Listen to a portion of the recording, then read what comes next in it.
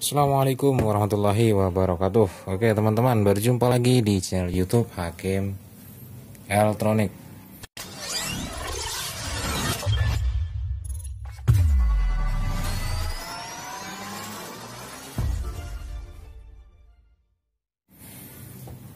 Oke teman-teman, untuk saat ini saya ingin mencoba untuk memperbaiki sebuah charger aki otomatis. Mungkin teman-teman sudah tidak asing dengan bentuk charger yang seperti ini ya teman-teman ya. Dan mungkin punya teman-teman mengalami kendala rusak seperti kebakar atau tidak ada tegangan outputnya atau bagaimana.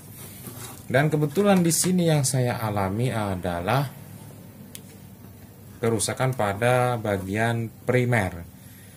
Jadi semuanya mengalami kerusakan konslet.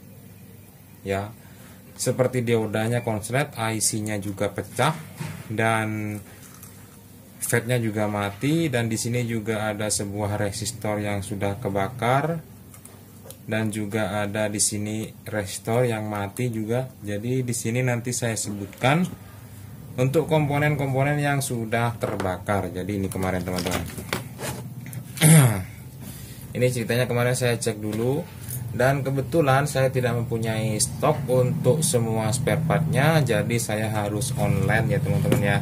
Kalau teman-teman punya stok seperti ini, silakan teman-teman menggunakannya. Oke, jadi kerusakannya yang ini ya, ada 4 buah dioda, ini sudah short semua.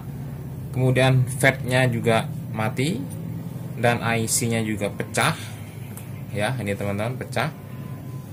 Dan ini adalah resistor 10 ohm 2 watt juga putus teman-teman. Dan di sini juga ada resistor terbakar. Jadi di sini ada resistor mungkin nilainya 22 ohm sudah terbakar ya.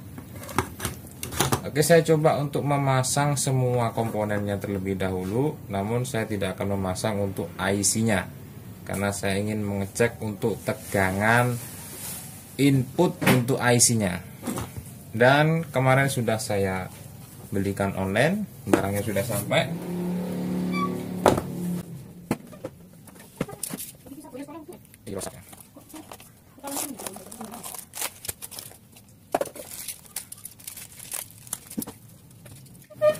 Oke, jadi ini dia teman-teman. Kemarin saya membeli sebuah dioda IN5399 ya, sekitar ukuran itu 3 sampai 5 ampere ya. Dan di sini ada sebuah FET, kebetulan teman saya mempunyai sebuah FET cabutan dengan serinya, yaitu kalau yang aslinya itu serinya yaitu mana-mana. Oke, yang asli serinya adalah 8N60. Nah, kebetulan di sini saya ganti menggunakan FET 10A 60, jadi 10 ampere 600 volt seperti itu ya teman-teman ya. Kalau yang ini adalah 8 ampere 600 volt. Nah, jadi saya ganti menggunakan yang 10A60. Nah, kebetulan saya dapat bekas namun lumayan bagus ini. Dan untuk seri IC-nya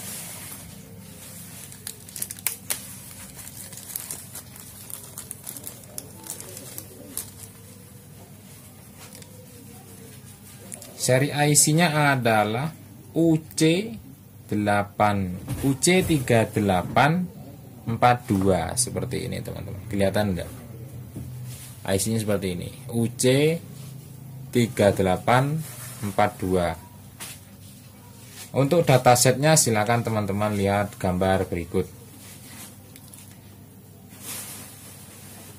Oke, di situ untuk pinout atau datasetnya silakan teman-teman pelajari. Dan kemudian saya ingin di sini merakit untuk tegangan primernya atau tegangan 300 voltnya terlebih dahulu ya teman-teman ya.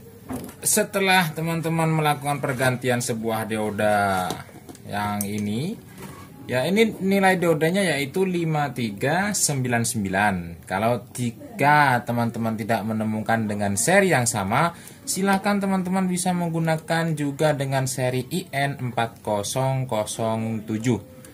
4 buah di sini. Jika mati 2 silakan teman-teman ganti semuanya ya teman-teman ya. Saya sarankan ganti semuanya. Kemudian pasang R yang 10 ohm di sini. Ini nilainya 10 ohm R yang di sini, dan R yang terbakar di sini nilainya 22 ohm. Jadi kalau punya teman-teman di sini R-nya juga terbakar, silakan diganti dengan 22 ohm saja. Karena ini fungsinya hanya sebagai fuse untuk gate transistor FET-nya di sini. Oke, kemudian setelah itu silakan teman-teman lakukan pengecekan untuk tegangan IC drivernya terlebih dahulu, yaitu pada pin 7 ya, tegangan pin 7 volt in-nya. Sebelum itu teman-teman silakan lakukan pengukuran. Oke, di sini kita cek dulu untuk tegangan pada kaki elko 400 volt yang di sini teman-teman ya. Kemudian lakukan untuk pengecekan tegangan pada pin 7 di sini ya. Pada pin 7, yaitu pada kaki elko yang kecil ini teman-teman. Oke, saya colokkan listriknya terlebih dahulu. Untuk pengecekan pertama yaitu pada elko tegangan 300 volt, yaitu pada kaki elko 400 volt 68 mikro atau sekian mikro, yaitu di sini keluar tegangan sekitar, sebentar ini kurang tinggi skalanya, yaitu 285 sampai 300 volt ya teman-teman ya. Kemudian pengecekan kedua yaitu pada elko yang kecil tadi. Tegangan di sini terukur, kita cek tegangannya terukur 92 volt teman-teman ya. Padahal pada volt in dataset IC tersebut hanya maksimal 30 volt. Namun di sini terukur 90 volt ya teman-teman ya. Namun teman-teman jangan takut untuk memasangnya, karena nanti akan otomatis tegangannya akan turun setelah terpasang IC-nya tersebut. Oke, kemudian kita lakukan pemasangan IC. Namun sebelum IC kita pasang, setelah listrik teman-teman cabut, silakan teman-teman konsletkan untuk kaki elko-nya dengan menggunakan konektor soldernya. Ya, soldernya dicabut kemudian dicolokkan ke kaki elko-nya seperti ini ya teman-teman ya. Karena ini tidak ada beban, otomatis di sini pasti tegangannya menyimpan, dan itu bukan hanya volt kecil ya teman-teman ya. Kalau teman-teman sentuh bisa lumayan kaget ya. Setelah itu kita pasang IC-nya. Oke, sebentar saya ambil IC-nya. IC-nya di sini seri 3842A ya. Silakan teman-teman cari di elektronik terdekat, toko elektronik terdekat di lokasi teman-teman. Karena tegangan gate di sini tidak akan keluar sebelum IC ini dipasang ya teman-teman ya. Tegangan gate-nya keluar dari IC-nya, yaitu pada pin 6 volt out. Kalau tidak salah sekitar kurang lebih 4 volt ya teman-teman ya. Untuk mengetahui tegangan gate-nya itu berapa, teman-teman bisa cek dataset untuk FET-nya. Nah, di sini FET yang sudah saya beli dengan seri 10A60 ya. 10 ampere A600 volt. Oke, nanti kita pasang. Namun sebelum kita pasang, kita cek untuk tegangannya kembali teman-teman. Kita colokkan listriknya kembali. Kemudian kita cek untuk tegangan volt in untuk IC-nya tadi. Karena tadi terukur 90 ya. Sekarang kita ukur kembali. Oke teman-teman, sekarang terukur 11 sampai 14,5. Nah, di sini teman-teman bisa lihat tegangannya itu berayun ya. Mulai dari 11 volt sampai 14,6 volt. Jadi berayun. Kalau misalkan teman-teman menggunakan multi analog, itu jarumnya pasti seperti ini, bergetar ya. Jangan khawatir teman-teman, jangan takut. Tidak masalah ini.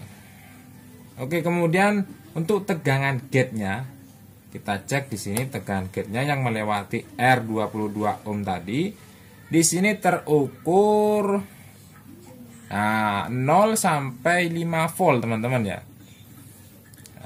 0 sampai 5 volt itu ini juga tegangannya berayun karena volt in-nya berayun ya. Namun teman-teman jangan khawatir, jangan takut untuk memasangnya.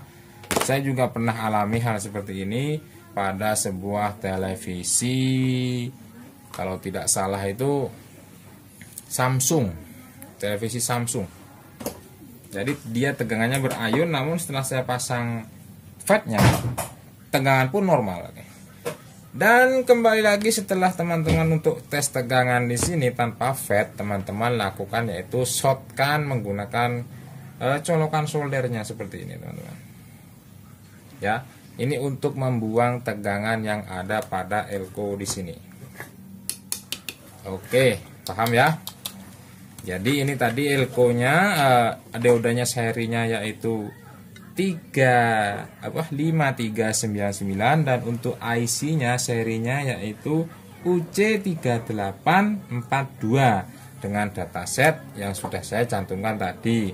Dan kemudian R-nya 22 ohm, ini R-nya 150K dan ini 47K atau 47 kilo. Kemudian setelah sekiranya tegangan gate-nya normal, teman-teman lakukan pemasangan transistor FET-nya sendiri. Kita pasang untuk FET-nya. Oke. Nah, setelah FET terpasang, lagi-lagi kita melakukan cek tegangan teman-teman, terutama pada tegangan sekunder. Oke, kita colokkan listriknya sambil kita pantau ada yang terbakar atau tidak ya. Srep. Dan di sini indikator hijau menyala, teman-teman bisa lihat di sini ya, indikator hijaunya menyala. Ya. Oke, di sini indikator hijau menyala, itu berarti tegangan sudah ada. Dan tegangan outputnya berapa? Kita cek saja pada outputnya di sini. Kita balik badan, bukan orangnya yang balik badan, tapi sirkuitnya. Kita cek tegangannya di sini. Tegangan kerja normal standby yaitu 14, sekian volt. Itu tanpa beban aki. Ya. Lampu indikator standby pada lampu hijau. Oke teman-teman, cukup sekian saja video untuk perbaikan charger aki otomatis kali ini. Oh ya, saya perjelaskan untuk lampu indikator hijau tadi. Jadi ketika standby lampu indikator menyala hijau, dan ketika mengecas atau menchargernya lampu indikator merah menyala dan kipasnya juga ikut menyala. Dan jika video ini bermanfaat, jangan lupa di-share ya teman-teman ya. Jangan lupa untuk pendatang baru, silahkan klik subscribe-nya teman-teman ya. Oke, salam dari saya Hakim Elektronik dari Yogyakarta. Dan jangan lupa subscribe ya. Sama tonton video juga.